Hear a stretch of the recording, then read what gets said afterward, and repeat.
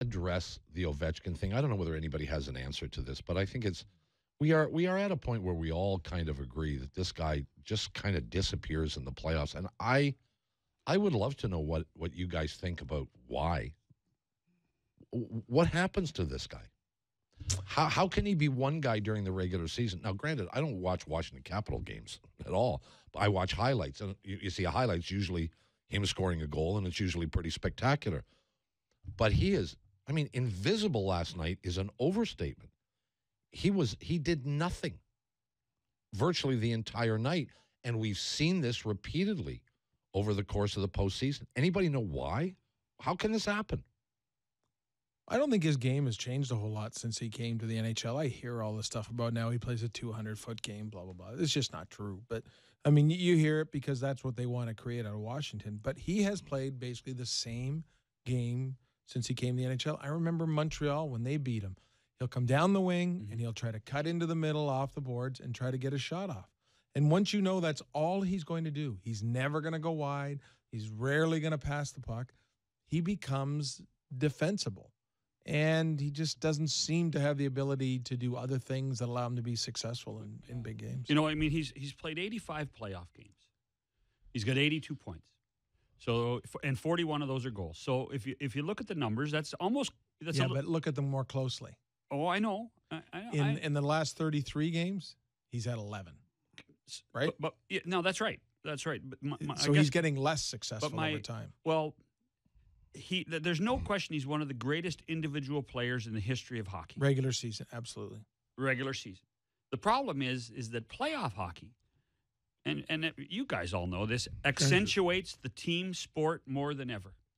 It becomes everybody talks about, well, playoff hockey is different. Well, it is different because it becomes the accent on playing as a team becomes that much more important.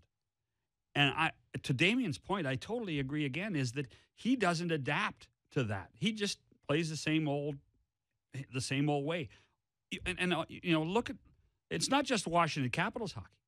Look what he does when he plays for the Russian national team. Disappears. Look how important, look how well the Russian national team has played, other than World Championships a couple times, when NHL pros aren't there for the most part.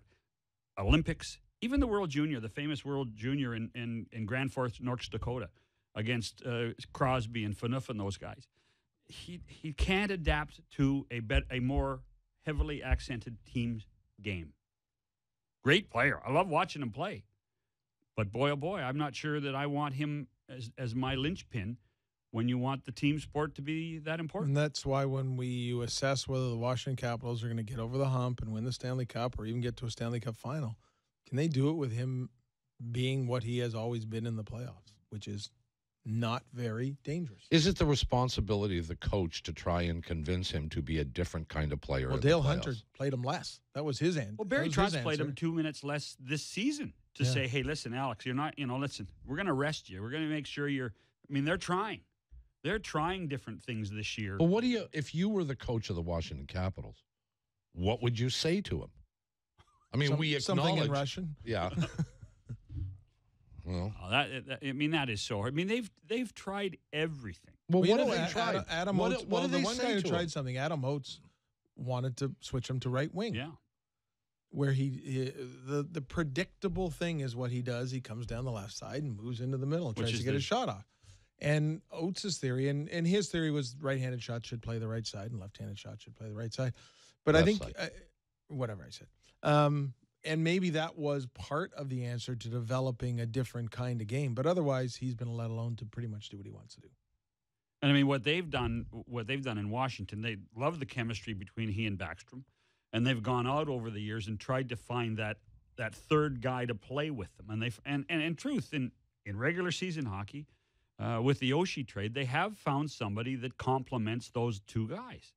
So the problem is that, they meet, every time at a certain point in the playoffs, usually in the second round, usually in the Metropolitan Division, a team that's deeper and a team that knows how to adapt to that type of hockey. The other thing he does, too, is when things aren't going around, he starts, and you saw it a bit last night, and he wants to lay some guys out.